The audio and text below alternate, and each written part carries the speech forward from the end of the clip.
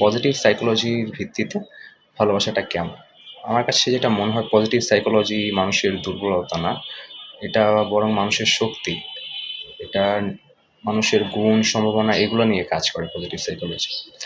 Positive সাইকোলজির দৃষ্টিকোণ থেকে যদি আমি বলি, ভালোবাসা শুধু একটা আবেগ বা অনুভূতি না।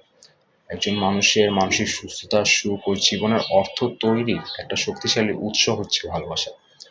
ভালোবাসা কি যদি আমি বলি পজিটিভ সাইকোলজি অনুযায়ী ভালোবাসা এমন একটা ইতিবাচক অনুভূতি বা সম্পর্ক যেখানে যত্ন, বিশ্বাস, সম্মান, সংযোগ কাজ করে। আর বিশ্বাসের উপর ভিত্তি করে মূলত ভালোবাসা তৈরি হয়। এটা শুধু একটা রোমান্টিক সম্পর্কে যে বিদ্যমান এমন না। ভালোবাসা হতে পারে আমাদের বাবা-মায়ের প্রতি, বন্ধুদের প্রতি, শিক্ষক বা শিক্ষার্থীর প্রতি, যে কারো প্রতিই আমাদের ভালোবাসা হতে পারে। আর ভালোবাসা একজন মানুষের জন্য কেন গুরুত্বপূর্ণ?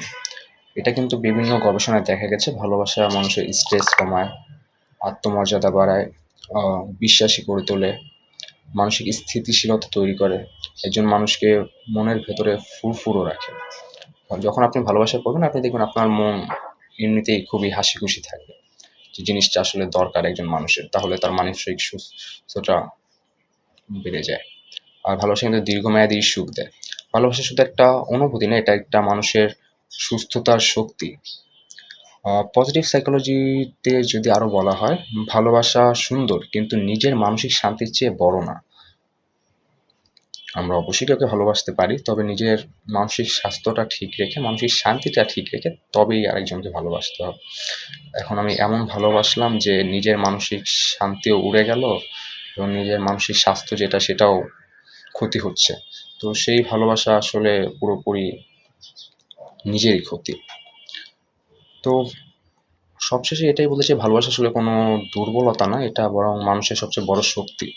ভালোবাসা মানুষকে শুধু অন্যের সঙ্গে নয়, নিজের সঙ্গেও শান্তিতে থাকতে শেখায়। যেখানে ভালোবাসা আছে সেখানেই মানসিক সুস্থতা ও সত্যিকারের সুখ জন্ম নেয়। আপনার মনের গভীরে ভালোবাসা কিন্তু একটা অনেক ভালো প্রভাব ফেলে। ভালোবাসার যে অনুভূতিটা এটা আমাদের জীবনের একটা শক্তিশালী আবেগ। মনের গভীর থেকে যখন আমরা কাউকে বা কিছু সত্যিকারে ভালোবাসি, আমাদের মন শান্তি, আনন্দ, নিরাপত্তার অনুভূতি পায়।